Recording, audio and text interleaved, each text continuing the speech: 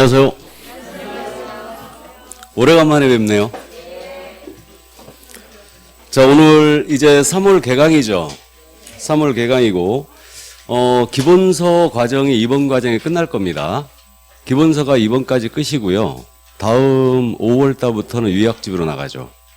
그렇게 나갑니다. 그러니까 그 요약 핵심 요약 강의가 5월 달에 이제 진행이 되고, 이번 달에 교재를 끝내기 때문에 교재에 있는 내용을 거의 다 보고 넘어갈 거예요. 그래서 교재에 있는 문제 그 중간중간 기출문제 실려 있는데 이런 부분을 대부분 보고 넘어갈 겁니다. 처음 수업을 들으신 분은 조금 힘들 거예요. 오늘서부터 약간 스피드해질 거고, 그러니까 처음 들으신 분은 그래도 1차에 주력을 해주시고 수업을 따라오는 선에서 끝내고 그렇게 하시면 됩니다. 중개사법인데 뭐 어쨌든. 자, 그래서 오늘 뭐 첫 시간이니까 간략하게 우리 과목 정식 명칭 알고 가야 되죠. 그래서 우리 과목은 시험에서 2차 과목에 속해 있는 실무 과목이고요. 공인중개사의 업무 및 부동산 거래 신고대납 법령 및 중개 실무예요. 그래서 우리 과목의 정식 명칭이 이렇게 돼 있고 길기 때문에 공인중개사 법령 및 중개 실무 이렇게 부르는 겁니다. 그럼 이 법령은 지금 현재 두 개의 법을 토대로 합니다. 그래서 하나는 공인중개사법이 있고 또 하나는 부동산 거래 신고 등에 관한 법령이 있어요. 보이세요? 이 PPT로 해갖고 한번 내가 테스트 겸 해갖고 보이나? 이게 워낙 좋기 때문에 지금 색깔 한번 넣어봤거든요. 근데 PPT는 원래 이게 정상이죠? 컬러가 들어가는 게. 근데 우리가 이제 요 칠판이기 때문에 흑색, 백색만 이제 쓰고 있는데 어쨌든 이 두 개의 법을 토대로 지금 현재 하고 있어요. 두 개의 법을 토대로 하고 있고 실무는 그야말로 실무적인 내용인데 제가 두 개로 나눴죠. 일반적 중개 실무와 개별적 중개 실무 이렇게 이제 두 개로 나눠져 있습니다. 자, 그러면 출제 비중은 지금 현재 어떻게 되냐면 공인중개사 법령 여기서 약 70%가 출제돼요. 그러면 지금 공인중개사 법이 있다고 그랬는데 이 법 쪽에서는 약 70%. 그러면 공인중개사법에서 70%면 문제로 환산하면 28문제죠. 그리고 부동산 거래 신고 등에 관한 법령 여기는 이제 출제 비중이 일단 10%입니다. 그래서 4개 정도. 그다음에 실무 쪽에서 20%니까 여기서 8개 정도예요. 그래서 도합 우리는 이제 40문제 운이 출제되는 과목이고 그래서 이 법령 파트 공인중개사 법령과 부동산 거래 신고 법령에서 약 80% 정도를 출제하고 있고 실무는 지금 현재 8개밖에 출제를 안 하고 있는 겁니다. 현재 구성은 이렇게 돼 있고요. 근데 뭐 일단 뭐 우리가 공부할 때 나중에 뭐 닥치는 대로 우리 문제를 풀어내면 되죠. 그러니까 일단은 그저 이렇게 비중이 있다는 것만 이해만 해 두시고요. 그럼 강의 스케줄은 지금 우리가 3, 4월 과정으로 들어왔습니다. 그래서 지금 11월 출발반이 있고요. 그 다음에 이제 1, 2월 출발반이 있고, 그 다음에 이제 3, 4월 출발을 하고 있습니다. 그래서 이게 이제 심화 과정이에요. 일단은. 그렇기 때문에 기본서가 이제 끝나는 과정이고, 여기서, 우리 과목의 이제 전체적인 내용을 한번 훑어보고 넘어갈 겁니다. 그리고 이제 요약 과정이 5, 6월 달에 진행이 됩니다. 그래서 요약집이 나오고, 이제 요약집으로 5, 6월 과정을 지내고, 7, 8월 달에 이제 문제풀이인데, 요 문제풀이 순수하게 문제만 하는 거 아니에요. 그래서 이제 이론 요약을 다시 한번 합니다. 하면서, 문제풀이 과정이 이제 진행되고, 9, 10월 달에 이제 파이널 해가지고, 동형 모의고사라든가 이제 특강을 통해서 최종 마무리를 할 거예요. 일단은. 자, 그럼 이 정도 이해만 하시고요. 진도 바로 나갑니다. 자, 교재, 총설. 42쪽이에요.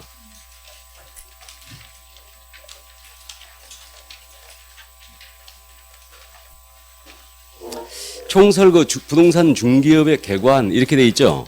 이 부분은 시험에 지금 출제 안 하는 부분이에요. 그래서 중개업의 연역 이런 것들은 현재 출제 안 하니까 가볍게 그냥 넘어가고요. 그 옆에 43쪽에 법의 체계와 공인중개사법의 구성이라고 돼 있죠. 그래서 우리가 지금 공인중개사 법령 파트 쪽을 출발하고 있는 겁니다. 그래서 공인중개사 법령이 뭐냐 이 문제인데 공인중개사 법령에 뭐 헌법 이렇게 들어가 있는데 참고하시고 이 법령은 이 세 가지로 일단 구성이 돼 있어요. 공인중개사법이 있고요. 공인중개사법 시행령이라는 게 있어요. 시행령은 대통령령을 얘기하죠. 그다음에 공인중개사법 시행규칙이 있는데 우리 소관부처 장관이 국토교통부 장관이에요. 그래서 우리는 시행규칙이 국토교통부령이라 합니다. 그래서 이 세 가지를 합쳐서 법령이라 부르는 거예요. 이게 공인중개사법 마지막 조가 51조고요. 그다음에 시행령은 마지막 조가 38조, 시행규칙은 마지막 조가 29조. 그래서 이 공인중개사 법령 파트는 토탈 조문수가 118개의 조문입니다. 그래서 이제 그 정도 참고하시고 여기서 약 28개를 출제하고 있는 거예요. 지금. 자, 그럼 그 정도 참고하시고 넘어갑니다. 바로 법의 성격이 나와 있죠. 이 부분도 지금 출제를 안 하고 있는 부분이니까 가볍게만 보고 넘어가는데 우리 법의 성격이거든요. 우리 법은 부동산 중개업에 대해서는 일반법적 지위가 있어요. 일반법이란 말은 다른 말로 기본법이라고 그러고요. 그러나 민법과 상법에 대한 관계에서는 특별법적인 지위가 있습니다. 그럼 일반법은 말 그대로요. 논리, 사회적 지위나 계층, 성별 이런 거에 상관없이 적용되는 법. 이걸 일반법이라고 그러고요. 특별법은 그 특별한 지역, 특별한 시기, 특별한 사람을 대상으로 시행하는 법입니다. 이게 특별법이에요. 법을 전통적으로 학자들이 일반법과 특별법으로 구분하는 이유는 왜 그랬냐면 특별법 우선의 원칙이라는 게 있어요. 이 특별법 우선의 원칙이라는 게 뭐냐면 한 가지 사안에 대해서 2개 이상의 법이 적용됐을 때 어느 법을 먼저 적용할 거냐 이 문제가 생기는데 먼저 적용하는 법을 특별법이라 이해하시면 돼요. 그러면 우리 법은 부동산 중개에 대해서 널리 적용되는 일반법적 지위가 있는데 민상법에 대해서는 먼저 적용돼요. 우리가. 그렇기 때문에 특별법적인 지위가 있는 겁니다. 그래서 예를 들면 이게 민사관계예요. 그럼 민사관계를 규율하는 법의 총체. 이걸 뭐라고 하냐면 민법이라고 하면 되겠죠. 민법입니다.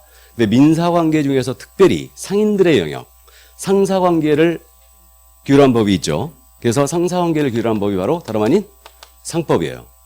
그럼 상법의 지위를 지금 생각해 보면 상법은 상사관계에서는 널리 적용되는 일반법적 지위가 있습니다. 그러나 상사관계에서 일이 생기면 이 상법을 먼저 적용하겠죠. 그러니까 민법에 대한 관계에서는 먼저 적용되니까 특별법적인 지위가 있는 겁니다. 상법은. 그럼 우리 부동산 중개업 분야는 어디 있냐면 상사관계 중에 하나예요. 중개를 업으로 하는 분야거든요. 그렇기 때문에 상사관계 중에 하나고 요 안에 있겠죠. 그럼 부동산 중개업 분야를 규율하기 위해서 우리 공인인증사법을 만들어 놓은 거예요. 그럼 우리 법은 부동산 중개에 대해서 널리 적용되는 일반법적 지위가 있지만 우리 부동산 중개 분야에는 상법도 적용되고 민법도 적용되고 있거든요. 그러면 여기서 일이 생기면 가장 먼저 우리 법을 적용할 거라 이거예요. 그러니까 먼저 적용되니까 민상법에 대한 관계에서는 특별법적인 지위가 있어요. 그럼 우리 부동산 중개업 분야는 법 적용 순위가 일단 제일 먼저 우리 공인인증사법을 적용하겠죠. 그럼 우리 법에 규정이 없어요. 그럼 무슨 법을 찾아봐야 되겠어요? 상법을. 상법에도 규정이 없으면 민법의 규정을 찾아봅니다. 그래서 이렇게 이제 법 적용 순위가 있다는 거 이해만 일단 해두시기 바랍니다. 자, 그다음 우리 법은 중간법, 혼합법이란 말이 나와 있어요. 그래서 46쪽으로 가시면 사회법이라고 돼 있죠. 사회법. 그럼 전통적으로 학자들이요 이 법을 어떻게 또 구분했냐면 공법과 사법으로 구분했어요. 사법, 공법 이렇게 구분을 해왔거든요. 그럼 이 사법은 개인 간의 생활관계를 규율하는 법의 총체를 사법이라고 보시면 돼요. 대표적인 사법이 그럼 뭡니까? 민법, 상법 이런 게 이제 대표적인 사법이에요. 그다음에 공법은 국가와 국민 간의 관계를 규율하는 법의 총체 그렇게 이해하시면 돼요. 그래서 주로 이제 수직적 체계를 취하고 있고요, 명령적 체계를 취하고 있습니다. 그럼 대표적인 공법이 뭐게요? 공법. 공법이란 법이 있어요, 없어요? 없죠. 그래서 이제 규제 규정을 갖고 있는 것을 이제 공법이라 하시면 돼요. 그래서 여러분들이 공법이라 해갖고 6개 법률을 우리가 공법 시간에 공부합니다. 그래서 국토기획법이 있지 않습니까? 뭐 일선화 하신 분은 아시는데 이게 규제 규정이 많잖아요. 그렇기 때문에 이제 공법적 색채를 띠고 있는 거예요. 대표적인 공법이 형법이에요, 형법. 이게. 자, 그럼 우리 법이 사법 영역에 있느냐, 공법 영역에 있느냐, 바로 이 문제거든요. 우리 법은 이 중간에 있다는 얘기예요. 그래서 51조까지 규정을 봤더니 공법적 색채를 띈 규정도 있고 사법적 색채를 띈 규정도 있는데 어느 한 곳으로 정의하기 힘드니까 중간법이다 이렇게 부르고 있고 민법학자들은 쓸데없이 어려운 말 쓰기 좋아하거든요. 그렇기 때문에 이것을 사회법이라고 불러요. 그리고 공법적 규정과 사법적 규정 혼합되어 있다 해서 이 중간법이란 말은 혼합법이란 말과도 같은 말입니다. 다. 이게. 자, 그러면 전통적으로 사법과 공법으로 분류된 이 법이 지금 현재 사회법이라는 제3의 영역이 탄생했는데 생각을 좀 해보면요. 이게 우리 법은 원래 개업공인중개사와 중개 의뢰인 간의 관계를 규율하는 법이었어요. 원래. 그럼 사법 영역에 있었어요? 공법 영역에 있었어요? 사법 영역에 있었다는 얘기죠.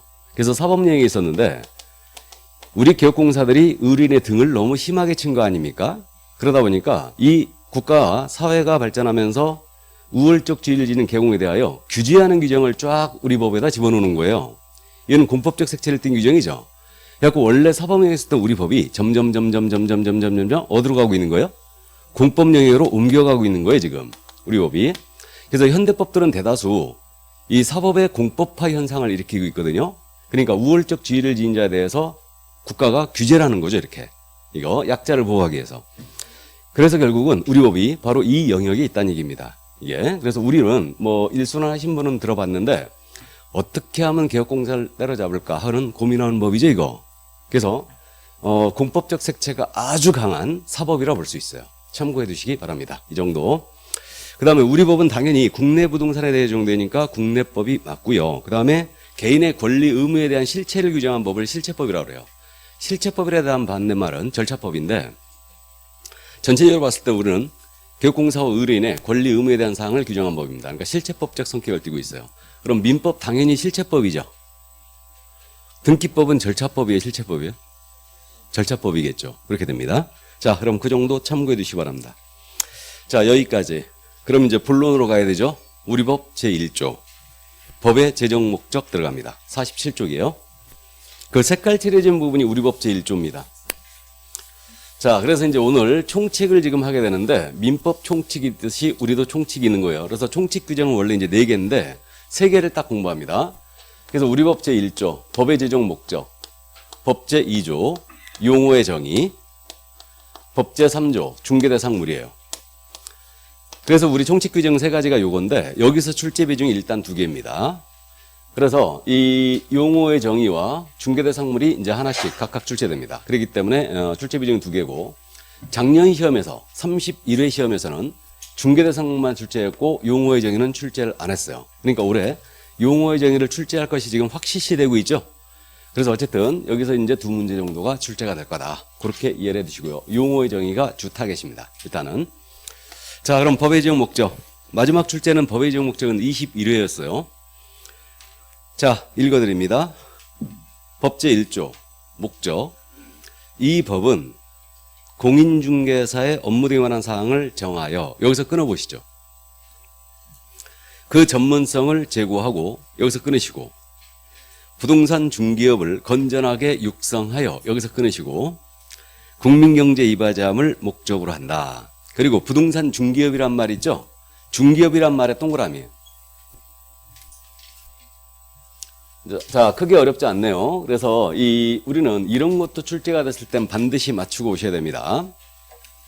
먼저 공인중개사 업무 등에 관한 사항을 정한대요. 그 다음에 전문성을 높인답니다. 제고하고 부동산 중개업을 건전하게 육성하여 국민경제 이바지함을 목적으로 한다. 벨소리가 참 특이하십니다. 예. 자, 그래서 국민경제 이바지함을 목적으로 한다. 그러면 단순 암기만 하면 돼요. 공인중개사 업무 등에 관한 사항을 정한다. 전문성을 높인다. 국민경제 이바지한다. 이거는 쉽게 기억이 되고요. 속지 말자 유사 표현이에요. 부동산 중개업이죠, 지금. 그래서 부동산 중개업을 건전하게 육성한답니다. 그러니까 부동산 중개업이지 부동산업을 육성함의 목적이 있는 것이 아니다. 요것만 주의하면 돼요. 그래서 부동산업이 이만큼이거든요. 여기에는 중개업도 있고 개발업도 있고 컨설팅업도 있고 분양대행업도 있고 등등등이 있는데 우리는 부동산 중개업만을 육성함의 목적이 있는 것이지 부동산업을 육성함의 목적이 있는 것이 아니다. 이 정도만 주의하시면 됩니다. 됐죠? 자, 법의 제정 목적이었습니다. 넘어갑니다. 용어의 정의 49조 법 제2조에서 용어의 정의 6가지를 내려놨거든요. 그러니까 앞으로 이 용어들이 나오면 이런 의미로 사용하겠다 이런 뜻이에요. 그래서 정확히 6가지를 암기를 모두 하셔야 됩니다. 참 오늘 암기표 나갔죠? 제가 강의하다 하다가 암기표가 4페이지로 가보긴 처음인데 지금 암기표가 많아지면 여러분들한테 결코 유리한 건 아니에요. 암기표는 적을수록 좋죠? 원래 이제 암기표 제가 A4 사이즈 그저 앞뒷면으로 빽빽하게 그렇게 했었는데 올해는 지금 처음으로 제가 4페이지로 늘렸어요. 이게 중차대한 중개사법을 암기표가 너무 적다라는 의견이 너무 많아가지고 지금 일단 늘렸는데 그래서 이제 대다수 우리 중개사법의 내용이 거의 다 들어갔어요. 다 들어갔는데 그래도 빠진 부분이 있어요, 지금. 그래도 빠진 부분이 있습니다. 여기서 암기사항 중에. 그러니까 이제 주임법상 암기사항이라든가 농지법상 암기사항 이런 것들 다 빼버렸어요. 다 빼버렸는데 그런 것들이 더 있는데 그건 뺐습니다, 일단. 그래서 여기 있는 정도만 커버가 되면 중개사법 원인으로 득점을 할 수 있을 것이다 라는 지금 현재 생각이 좀 들고요. 그러나 지금 아직은 중개사법에 탄력을 안 받았잖아요. 안 받았으니까 이거를 갖고 다니면서 지금 당장 이거를 암기하자고 애쓰면 스트레스만 받습니다. 암기 안 돼요. 암기 안 되니까 그 진도별로 제도록이면 순서대로 지금 현재 암기표를 순서대로 맞춰놨어요. 맞춰놨기 때문에 천천히 진도 나가면서 이제 보시기 바랍니다. 아셨죠? 그렇게 하시고 그 이미 들으신 분은 뭐 제가 이 얘기를 누차 강조했지만 중개사법은 지금 복습할 필요 없습니다. 처음 하시는 분들은 작년에 하셨거나 2차만 하신 분들은 복습을 철저히 해 주셔야 돼요. 그리고 이분들은 그 기본서에 있는 문제까지 덤벼 풀고 넘어가야 됩니다. 근데 처음 하시는 분은 수업 듣고 그냥 덮어버린다. 아셨죠? 이걸 지켜줘야 돼요. 그러니까 왜 그러냐면 제가 자신하는데 만약에 중개사법 지금 손을 댔다 어설프게 그러면 죽도 밥도 안 됩니다. 7, 8월 달에 2차 틀림없이 포기해요. 2차를. 그러니까 그렇게 하지 말고 그냥 수업만 듣고 따라온다. 중개사법은 그렇게 해주시고 1차의 시간을 계속 투자를 하시기 바랍니다. 1차를 넘어오지 못하면 결국 2차는 아무 소용이 없어요. 그러니까 처음 공부하시면 꼭 그걸 명심하시고 대신 이제 작년에 공부하셨거나 2차 하신 분들은 복습을 철저히 하면서 암기할 건 이제 암기하고 넘어가야 돼요. 이번 순환서부터는 그렇게 해주시고 처음 하신 분 그냥 덮으면 됩니다. 아셨죠? 그리고 만약에 나는 불안해서 도저히 이거는 복습을 해야 되겠다라고 생각하시면 1시간 이상은 절대 복습하지 마세요. 아셨죠? 중개사법 복습을 하더라도 시간 할애를 1시간 이상 하지 말라는 얘기예요. 왜냐하면 이건 비효율적이에요. 만약에 중개사법 오늘 공부한 것을 3시간 동안 내내 암기한다. 이거는 엄청난 비효율입니다. 그러니까 그 시간에 민법을 한 자 더 보셔야 됩니다. 개론을 더 보셔야 돼요. 이 1차 과목은 절대적인 시간이 요구되는 과목이기 때문에 단기간에 정리가 안 돼요. 근데 2차는 실무 과목이고 이건 결국 암기예요. 2차는 다. 그렇기 때문에 이제 암기표가 지금 나은 거고 그 수업을 듣고 나서 최종적으로 이제 암기를 해야 되는 문제가 생기기 때문에 이건 수업을 듣고 일단 덮는다. 그러니까 지금 열심히 암기해봤자 조금 기억은 남는데 그래도 이거는 여러분들한테 큰 도움이 안 돼요. 그러니까 꼭 1차에 투자를 하시기 바랍니다. 아셨죠? 이게. 자, 그럼 용어의 정의 6가지. 첫 번째 용어의 정의로서 중기가 등장하는데 50쪽으로 바로 갑니다. 자, 그럼 중개의 정의 그래가지고 그 제목 밑에가 바로 우리 용어의 정의 법 제2조 제1호가 실려 있는 거예요. 읽어드립니다. 중개라 함은 법 제3조의 법정 중개대상물에 대하여 이랬습니다. 끊고요. 거기서 법정 중개대상물에 대하여 여기서 끊으시고 거래 당사자 간에 여기서 끊으시고 매매교환 임대차 그 밖의 권리의 득실을 변경하는 행위를 여기서 끊으시고 알선하는 것을 말한다. 이게 중개예요. 자, 그럼 문장을 보시면 중개라는 것은 이 법정 중개대상물이 있어요. 우리 법 3조에서 정한 중개대상물. 오늘 공부합니다. 그래서 5가지가 정해져 있는데 먼저 토지가 있고요. 건축물이 있고 임모, 공장재단, 광업재단이라는 게 있어요. 이 5가지 물건에 대한 거래 당사자 간, 사고자 하는 자, 팔고자 하는 자, 세를 놓고자 하는 여건자 사이에 매매, 교환, 임대차, 그 밖의 권리의 득실 변경하는 행위 이랬습니다. 그러면 매매, 교환, 임대차는 권리의 득실 변경 행위의 대표적인 예시죠. 지금 대표적인 예시입니다. 이것을 알선한대요. 알선은 거래가 성립되도록 주선하는 일체의 행위를 말하는데 쉽게 다른 말로 소개라는 말로 바꿀 수 있습니다. 매개라는 말, 주선이란 말로도 바꿀 수가 있죠. 그럼 중개라는 것은 이 5가지 물건에 대한 당사자 간의 거래를 소개하는 거예요. 이게 중개입니다. 이게. 자, 그럼 이거를 고스란히 우리는 암기를 하셔야 됩니다. 암기를 해야 되는데 그래서 이제 그림으로 잠깐 보면요. 이 토지를 갑이 갖고 계셔요. 이것을 을과 거래하십니다. 이 거래를 A가 소개합니다. 이게 중개예요. 그러면 갑을 사이의 토지에 대해 사고 파는 계약을 합니다. 이게 매매 계약이죠. 다음에 갑이 갖고 있는 토지를 을과 맞바꿉니다. 교환 계약이고, 다음에 갑이 을한테 토지를 세를 놓습니다. 임대차 계약이죠. 그 밖에 이 토지에 대하여 지상권 설정 계약, 지역권 설정 계약, 전세권 설정 계약, 저당권 설정 계약, 저당권 이전 계약 이런 것들이 있을 수 있어요.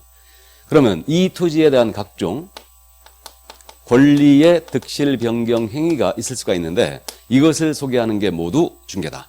이게. 그럼 토지라는 것은 중개대상 물에 해당하고요. 갑과 을은 거래의 당사자죠. 그리고 매매교환 임대차, 그 밖의 권리득실 변경에는 이 부분이고, 그 다음에 이것이 알선이다. 그럼 중개라는 것은 이 법정 중개대상물에 대하여 거래 당사 간의 매매교환 임대차, 그 밖의 권리득실 변경일을 알선하는 것. 이게 중개예요. 이게. 그래서 이렇게 기억을 해주시고요. 그럼 이 용어의 정의 문제, 올해 지금 출제가 예상이 되는 부분인데, 이건 출제 유형이 어떻게 돼 있냐면 단순형이 있어요. 문제 유형이. 그러니까 단순형이라는 것은 그겁니다. 2조에서 6개 용어의 정의를 쭉 내려놨는데, 다음 중 법제 2조에서 정한 용어의 정의에 관한 내용이다. 옳은 것 틀린 것 골라라. 중개라 하면 중개업이라 하면 개업공사라 하면 이런 식으로 내는 거예요. 이게 단순형. 그 다음에 중개업에 관련된 판례가 있거든요. 요걸 묻는 문제가 있어요. 그래서 이제 두 가지 유형으로 구분되는데, 요즘에는 최근 시험에서는 이걸 약간 변형을 시켜가지고 응용해서 내는 경향을 조금씩 보이고 있어요, 지금.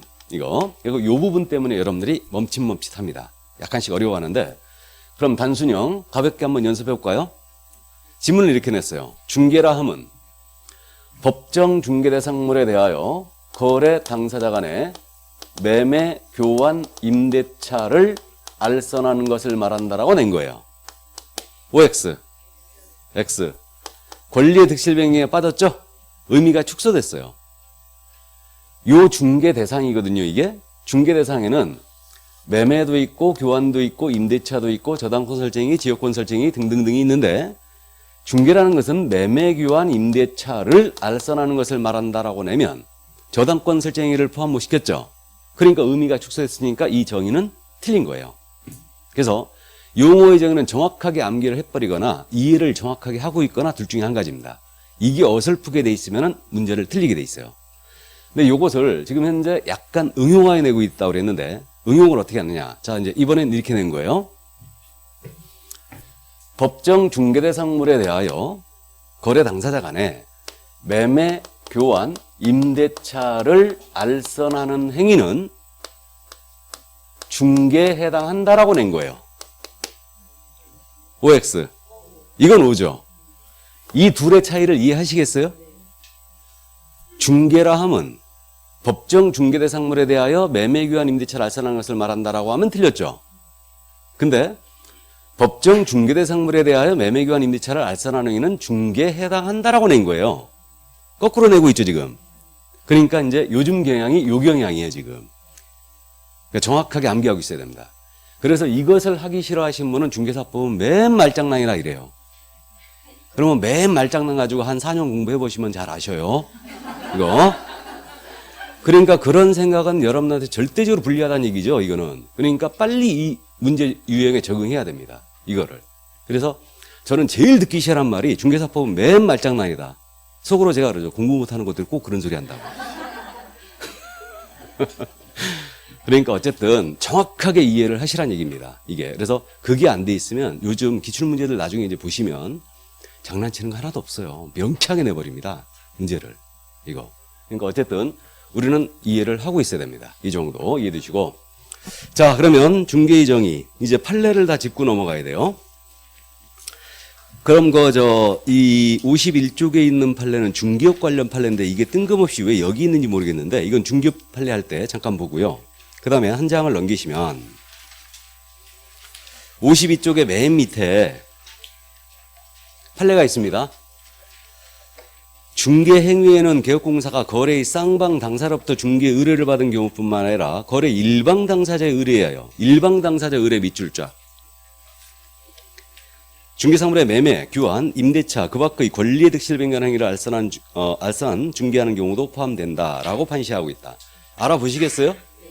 그러니까 쌍방으로부터 의뢰받아 중개하는 것뿐만 아니라 일방으로부터만 의뢰받아 소개를 해도 이건 중개란 얘기죠. 뭐 당연한 얘기고. 자, 옆에 페이지 갑니다. 중개의 3요소가 나오고 있죠. 중개의 3요소는 이 그림에 있습니다. 토지라는 중개대상물이 있어야 돼요. 다음에 거래 당사자가 있어야 되는데 이제를 중개의뢰인이라고 부르죠. 중개의뢰인. 이자는 권리를 이전하고자 하는 의뢰인이에요. 이자는 권리를 취득하고자 하는 의뢰인이죠. 그러니까 중개의뢰인이 중개의 3요소 중 두 번째. 세 번째, 중개행위자가 있어야 돼요. 이 중개행위자는 통상적으로 개업공인인사를 말합니다. 그래서 중개의 3요소는 중개대상물, 중개의뢰인, 개업공사라고 해도 되고요. 중개대상물, 중개의뢰인, 중개행위자라고 해도 됩니다. 그래서 이 정도 이해를 해두시고요. 자, 그 밑에 이제 중개행의 법적 성질이 나오죠. 자, 이 부분도 출제는 안 하는 부분이니까 이해만 해두시는데, 우리 중개가 법률행위냐 사실행위냐 이 문제예요.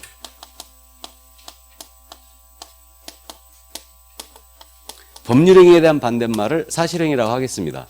그럼 법률행위가 아니면 사실행위라는 얘기죠.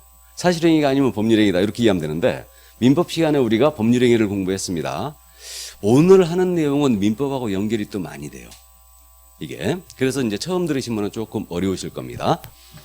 이 법률행위를 민법에서 어떻게 공부했냐면, 어떤 법률효과 발생을 목적으로 하는 하나의 의사표시 또는 수개의 의사표시를 불가결의 요소로 하는 법률요건이다.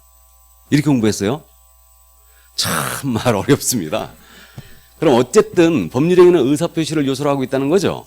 어떤 법률효과 발생을 목적으로 하는 대표적인 법률행위가 뭐예요? 계약이다. 그럼 계약이 바로 법률행위다. 그렇게 이해하시면 될 것 같은데, 계약은 청약과 승낙의 의사표시 합치로 성립되고 있죠. 그러면 우리 중개가 과연 이런 법률행위 같은 거냐 따져보자 이거죠. 자, A가 토지 팔아달라고 중개 의뢰를 받았어요. 갑으로부터. 그럼 토지에 대한 등기사항 증명서 떼봐야 되죠. 그럼 등기사항 증명서를 발급받는 행위, 이건 중개 행위 중에 일부 아닙니까? 그럼 이건 어떤 법률 효과를 발생하는 목적으로 하는 의사표시를 하고 있는 것은 아니에요. 그냥 떼볼 뿐이에요. 다음에 이분을 모시고 현장 안내를 합니다. 그럼 어떤 법률 효과 발생을 목적으로 하는 의사표시를 하고 있는 것은 아니다. 그럼 결론, 우리 중개는 사실행위다 법률행위다? 사실행위예요. 등기상 증명서를 떼본다는 하나의 사실, 계약서를 작성한다는 하나의 사실, 현장 안내를 한다는 사실, 이러한 사실행위에 불과하지 법률행위가 아니라는 얘기입니다. 그러나 이 계약, 법률행위가 성립되도록 도와주는 행위죠. 그러니까 보조행위예요. 등기상 증명서 같은 걸 떼놓고 기다리고 있죠. 그러니까 준비행위에 속합니다. 준비행위에 속하고요. 나아가서 이 A는 갑의 대리인으로서 이 물건을 소개하고 있는 것이 아니에요. 그럼 중개는 대리행위다 아니다? 대리행위도 아닙니다. 이 을에 심부름꾼으로서 이 물건을 소개하고 있는 것도 아니죠. 그럼 심부름꾼을 사자라고 하던가요? 사자? 호랭이는 더더욱 아닐 테고. 그러면 우리 중개는 사자로서의 행위도 아니다. 이 얘기는 중개행위는 독자적 행위라는 얘기입니다. 이 얘기예요. 그래서 이제 이 정도.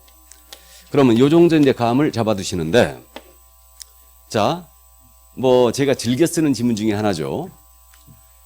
부동산 중개는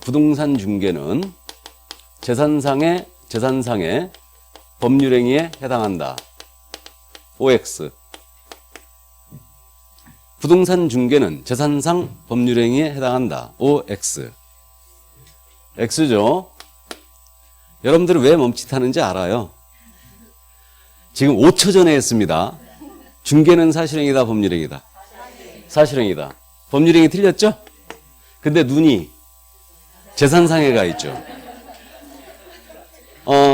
중개사법의 특징을 나타내는데, 중개사법은 60점 맞으면 우리는 필락이에요. 그죠? 필락.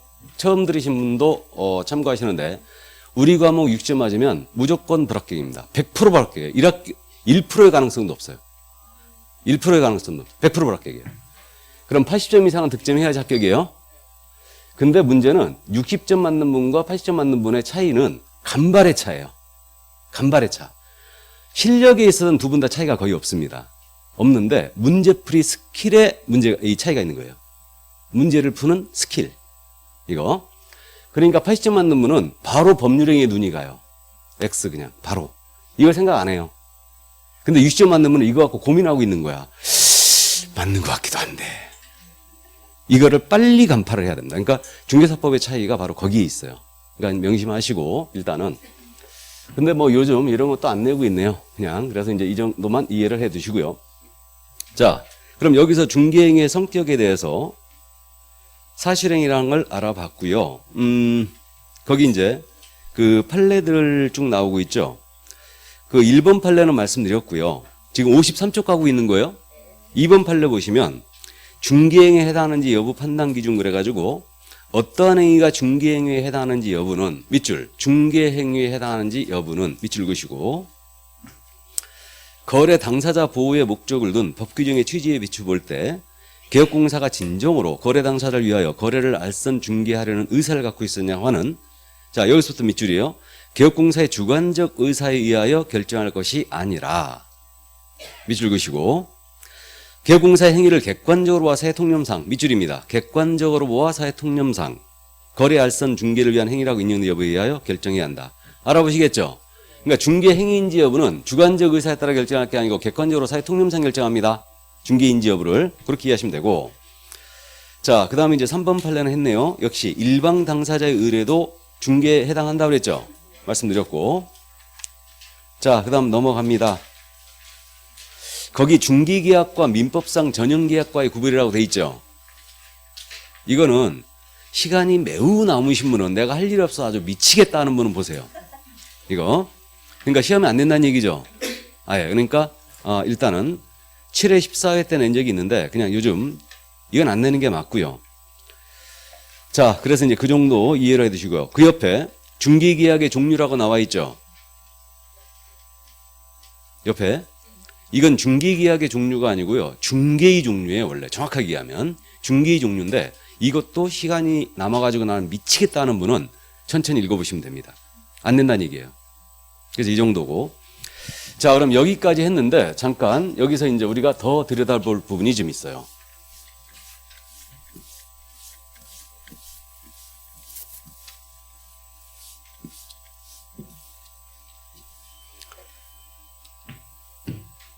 지금 1번 판례 말씀드렸어요. 중개 행위인지 여부는 이거 주관적 의사에 따라 결정할 게 사회 통념에 따라 결정한다고 그랬죠. 다음 여기 3번 판례, 2번 판례 이 부분을 지금 현재 하고 넘어가야 되는데, 지금 3번 판례는 우리 교재 45쪽에 있었어요. 3번 판례는 45쪽에 있었는데 제가 이건 약간 통과를 했습니다. 들어만 두시면 돼요. 2번 판례는 제가 아무리 찾아도 못 찾았어요. 우리 교재에서 지금 못 찾았고요. 그 다음에 5번 판례 일방 당사자 의뢰인 경우도 이제 4번 판례 일방 당사자 의뢰도 포함된다는 거 말씀드렸습니다. 그럼 여기 2번 판례를 소개하고 갑니다. 이 판례 이해를 해 두셔야 돼요. 특이한 판례이기 때문에 기출에서 2번이나 출제한 적이 있습니다. 일단은. 근데 이 판례를 지금 우리 교재에서 제가 못 찾았는데, 우리 지금 5월달, 6월달에 유학집 나간다고 그랬죠. 유학집에 이 내용 다 들어가 있어요. 이거 걱정 마시고 지금 열심히 받아 적을 필요가 없다. 수업을 듣는 게 훨씬 중요하다. 아셨죠? 이 PPT 자료를 계속 지금 유인물로 내달라고 하는 분들이 있는데, PPT 자료 유학집에 다 있으니까 걱정 마세요. 이거는.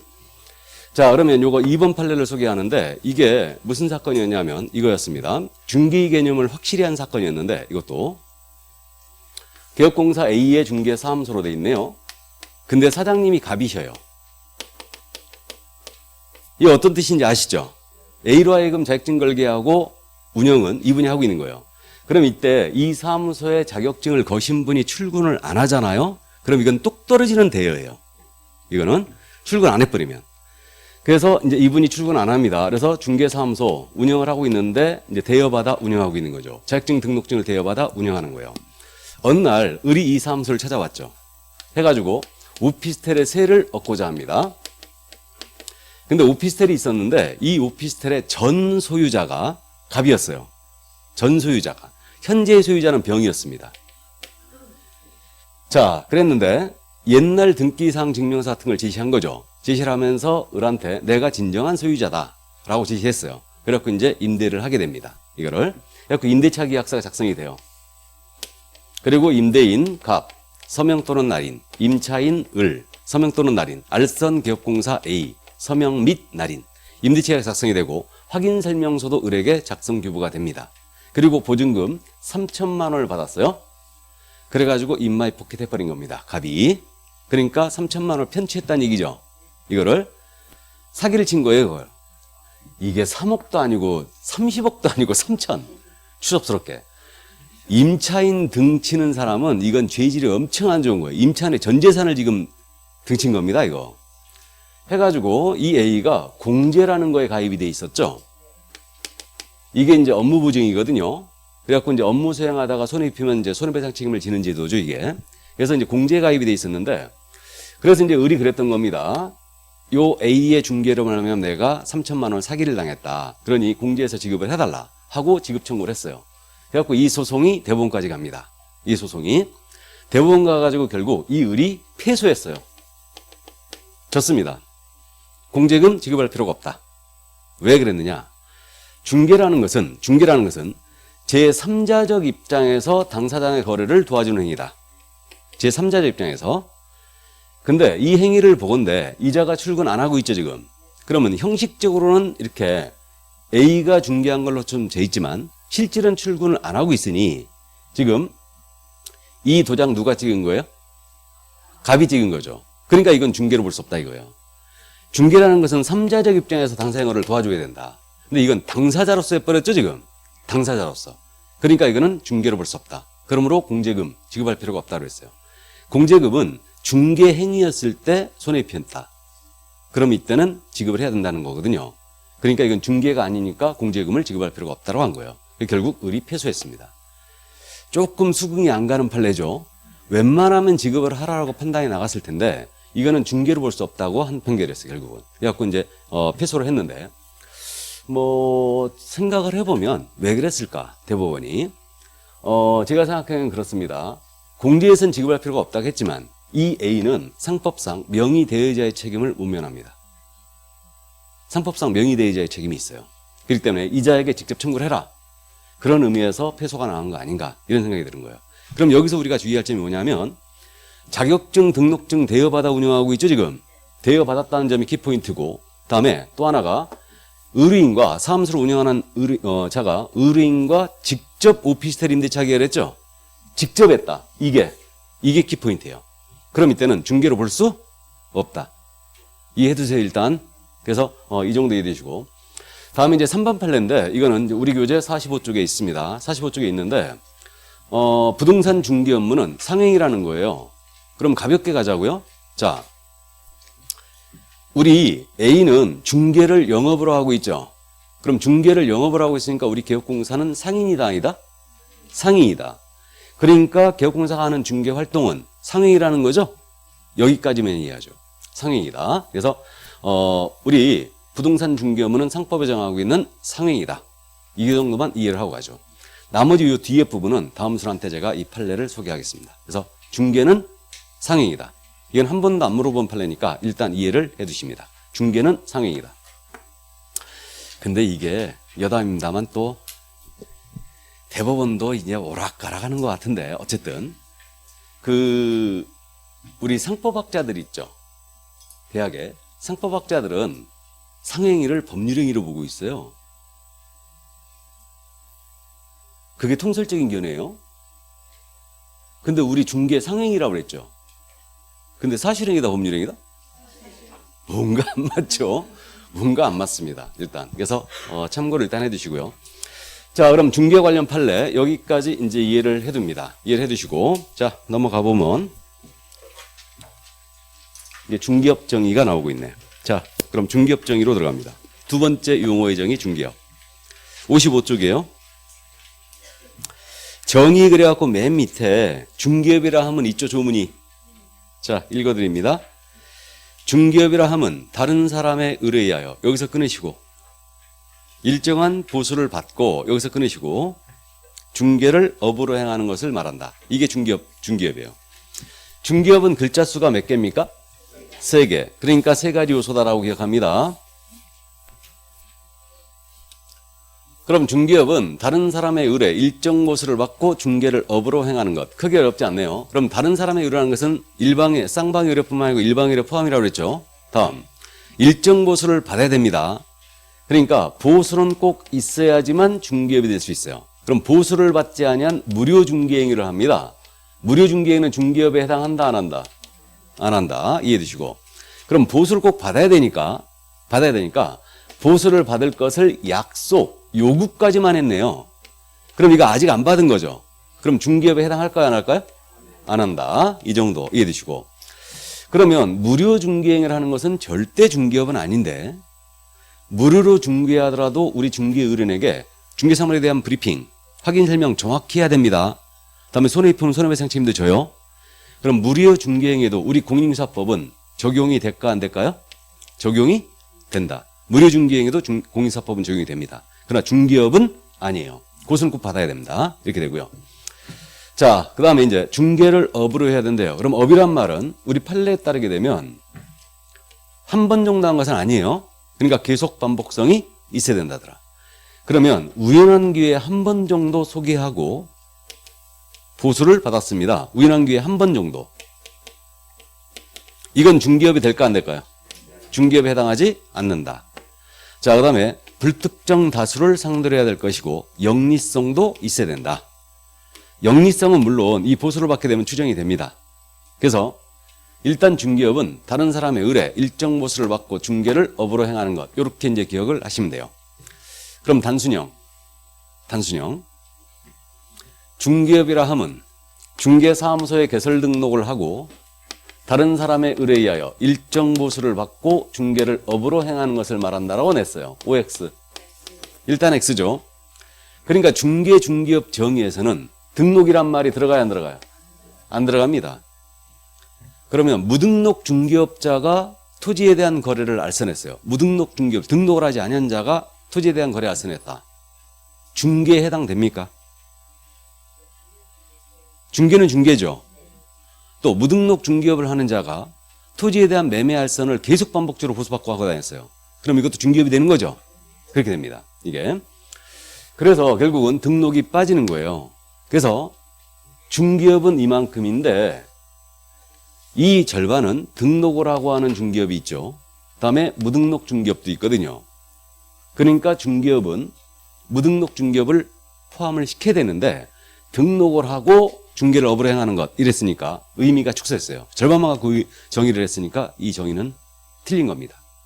이게 그래서 이제 이 정도 그러니까 정확하게 암기를 하고 있어야 됩니다. 그래서 중개업은 세 글자다. 다른 사람의 의뢰로 출발한다는 걸 명심합니다. 근데 문제는 뭐냐면 중개업에 해당하느냐 안 하느냐가 훨씬 더 중요해요. 중개업에 해당하느냐 안 하느냐.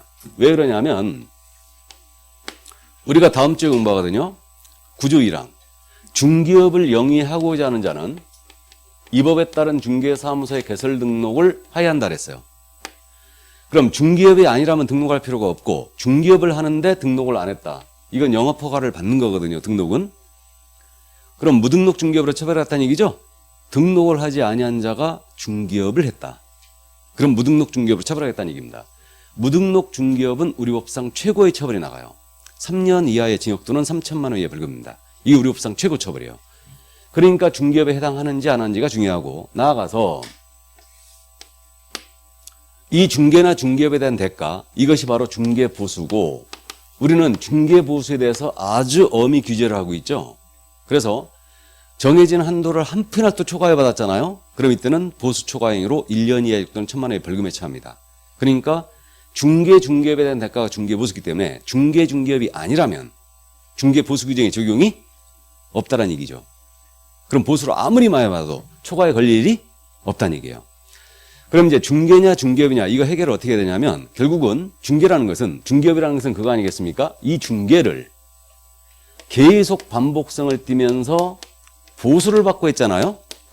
그럼 이꼬로 이게 뭐다? 이게 중개업이에요. 그럼 중개 처음부터 해당이 돼야지만 중개업이 될 여지가 있고 중개 처음부터 해당이 안 된다면 중개업이 안 된다는 얘기죠. 이 얘기예요. 그럼 이 중개라는 것을 우리가 방금 전에 봤거든요. 법정 중개대상물에 대한 거래 당사 간에 매매기관 임대차 그 밖의 권리득 실행계를 알선하는 거 이랬는데 중개를 한마디로 표현하면 어떻게 되겠어요? 중개대상물에 대한 알선이에요. 이게 중개예요. 중개대상물을 소개해야지만 중개가 되는 겁니다. 그럼 중개상물이 아닌 것을 소개했어요. 그럼 중개 아니죠. 그럼 대표적으로 자동차 매매를 소개했어요. 이게 중개다 아니다? 아니죠. 그럼 이제 권리금 갖고 해볼까요? 우리 상가 거래할 때 권리금이라는 거 있죠. 그럼 권리금이라는 것은 집기 비품에 대한 보상, 영업권 보상 또는 영업사의 노하우에 대한 보상의 성격을 띠고 있어요.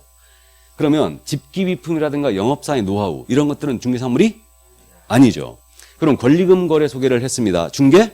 아니네요. 그러면 권리금 거래 소개를 계속 반복적으로 보수받고 하고 다녔어요. 중개업에 해당한다 안 한다? 안 한다. 중개 자체가 아니니까. 그럼 이에 대한 보수는 무지하게 받아도 초과에 걸릴 일이 없다는 얘기죠. 그럼 알선하는 행위가 아닌 것도 중개가 아닙니다. 그럼 알선은 소개라고 그랬어요. 그럼 우리가 컨설팅이라는 걸 생각해 볼까요? 부동산 컨설팅. 컨설팅은 상담이죠, 이거. 그러면 소개라는 것은 3자적 입장에 당사자를 도와주는 행위인데 이건 상담을 해주는 거 아니에요? 그럼 이건 알선 아니죠? 그럼 컨설팅, 중개? 아닙니다. 나아가 분양을 대신해 주는 거예요. 상가나 토지에 대해서. 그럼 분양 대행을 합니다. 분양 대행도 소개하는 행위가 아니죠. 그러니까 중개가 아니죠. 그럼 컨설팅이나 분양 대행을 계속 반복적으로 보수받고 하고 다녔습니다. 중개업이 아니죠. 그럼 요것만 목적으로 한다면 등록할 필요 없어요. 그리고 이걸 하면서 보수를 무지하게 받았다라고 하더라도 초과에 걸 일이 없습니다. 그러나 주의할 점은 컨설팅을 하면서 이에 부수하여 토지 매매의 알선을 업으로 합니다. 그럼 이 부분은 중개업이 아니에요. 이 부분 중개업이죠. 그럼 부수적으로 하더라도 중개업이 될 여지가 있죠. 그럼 이때는 등록을 안 하겠다. 그럼 무등록 중개업으로 처벌해야 되는 겁니다. 여기까지. 그래서 중개업에 해당하느냐 안 하느냐가 훨씬 더 중요해요. 이게. 자, 그럼 이제 중개업 관련 판례 정리하고 가야 되죠. 교재 57쪽. 57쪽 맨 밑에 판례 1번이 있는데 이 판례 고맙게도 생각보다 잘 물어봅니다. 부동산 컨설팅업을 하면서 중개사무소에 개설 등록을 하지 아니한 자의 부동산 중개 행위가 부동산 컨설팅 행위에 부수하여 밑줄 부동산 컨설팅 행위에 부수하여 이루었다 하여도 공인사업상의 소정의 중개업에 해당한다. 중개업에 해당한다. 밑줄자. 알아보시겠죠? 부수적으로 하더라도 중개업에 해당할 수 있다. 이 얘기고. 자, 그럼 그 밑에 2번 판례가 그게 금전 소비대책 이야기했는데 요거는 47쪽으로 잠깐 돌아가 봐요. 풀 내용이 47쪽에 실려 있던 것 같은데 그게. 아닌가? 47쪽이 아니고 거기 51쪽.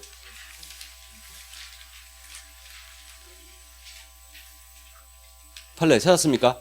자, 공인인사법 제2조 제1호에서 말하는 기타 권리에는 그게 뭔 얘기냐면 우리 법 제2조 1호가요. 중개이정이에요. 그 밖의 권리의 득실 변경이라 알선하는 거 그랬죠? 이 그 밖의 권리에는 저당권 등 담보물권도 포함되고 여기서 끊으세요.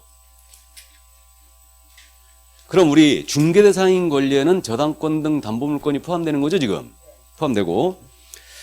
따라서 타인의 의뢰에 의하 일정 보수를 받고 저당권 설정에 관한 행위의 알선을 업으로 하는 경우에는 같은 법 제2조 제2호가 정의하는 중개업에 해당한다. 중개업에 해당한다 그랬죠? 할 것이므로 그와 같은 저당권 설정에 관한 행위의 알선이 금전소비대차의 알선에 부수하여 밑줄 금전소비대차 계약에 부수하여 이뤘다 하여 달리 볼 것은 아니다. 자, 그럼 보겠습니다. 이 사건을 잠깐 소개하는데 이분이 은행 출신이었죠. 은행 출신이에요. 그래갖고 은행 관계자를 많이 알고 계십니다. 그래갖고 대출 알선을 하고 다니는 거예요. 여러분들이 민법 시간에 대차형 계약 중에 임대차만 시험 범위에 들어가 있죠, 지금. 임대차만.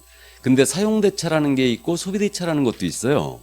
그러면 사용대차는 무상이죠. 임대차는 유상. 소비대차는 이렇게 금전기타의 대체물에 대해서 그렇게 이제 하는 건데, 그럼 금전소비대차가 대표적인 예인데, 금전소비대차는 돈을 빌려주고 빌리는 거. 이거거든요. 이건데, 그러니까 이분이 대출 알선을 하고 다니는 거죠, 지금. 금전소비대차만 알선했다면 이건 중개가 아니죠. 금전은 중개사물이 아니니까. 그죠? 근데 이 금전소비대차 알선에 부수하여 저당권 설정이, 부동산에 대한 저당권 설정의 알선도 같이 하고 다니는 거예요. 이걸 영업을 했어요. 그럼 이 부분은 중개업이란 얘기죠. 그래서 무등록 중개업으로 처벌한 사건이었죠, 이게. 그러니까 똑같아요. 컨설팅에 부수하여 토지에 대한 매매 알선을 업으로 했다. 중개업에 해당될 수 있죠. 금전소비대차 계약에 부수하여 이렇게 저당권 설정의 알선을 업으로 했다. 그럼 중개업에 해당될 수 있습니다. 이해되시죠? 자, 그래서 이제 그 정도 감을 잡아두시고요. 자, 그래서 금전소비대차 계약 바로 그거였다. 그래서 그 정도 이해를 해두시고요. 이게. 자, 다시 이제 중개업 관련 판례를 보는데, 이 중개업 관련 판례는요, 일단은 이제 칠판 보시죠, 뭐, 이거는.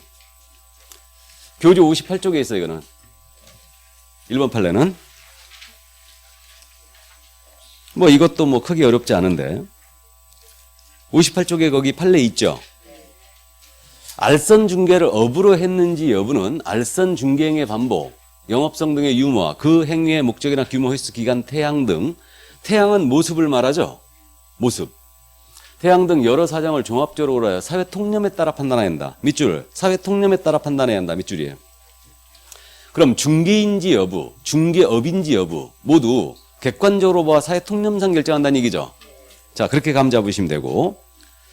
자, 그 다음에 2번 판례는 소개했어요. 우연한 기회 단 한 번 소개했습니다. 이건 업이다 아니다? 아니다. 우리 교재 59쪽에 있었고. 그 다음에 그 3번 판례 69쪽에 있네요. 이 내용은 중개대상물 파트에 있는데 이거는 권리금 이거 그냥 들어두시죠 뭐. 이 권리금 판례는요. 중개대상물하고도 연결돼 있어요. 그럼 권리금은 중개상물이 아닙니다. 그러므로 이걸 소개했어요. 중개에 해당한다 안 한다? 안 한다. 그 다음에 이 권리금 거래 소개와 보수, 중개보수 규정이 적용이 돼야 한대요? 안 된다는 거 이해를 해두시고요. 그 다음에 이 판례 소개했습니다. 컨설팅에 부수하여 중개를 업을 했다. 그럼 중개에 해당될 수 있다고 그랬죠? 말씀드렸고. 다음 이것도 소개했어요. 중개이정에서 말하는 그 밖의 권리는 저당권 등 담보물권이 포함됩니다. 따라서 금전 소비대차 계약에 부수하여 저당권 설정의 알선을 업을 했다. 중개업에 해당될 수 있다. 말씀드렸고. 그리고 이것도 말씀드렸습니다. 이거는 우리 교재 133쪽 다음 주에 공부하는 무등록 중개업에 실려 있어요. 거기서 다시 소개할 겁니다. 보수를 받을 것을 약속하거나 요구까지만 했어요. 이거는 보수를 아직 안 받은 거죠. 그럼 중개업에 해당한다 안 한다? 안 한다. 여기까지. 그래서 결국은 단순형 문제, 중개라 하면 중개업이라 하면 개업공사라 하면 이런 식으로 내는 문제와 판례 태도를 이제 다 훑어본 거예요 지금. 차라리 여러분들이 판례 내면 더 쉬워요. 근데 단순형 문제, 중개라 하면 중개업이라 하면 이런 식으로 내면 더 어려워하십니다. 일단. 그래서 오늘 유인물에 이게 나가 있죠. 이 문제가. 자, 그럼 여기까지 하고 커피 한 잔 먹고 갈까요? 예.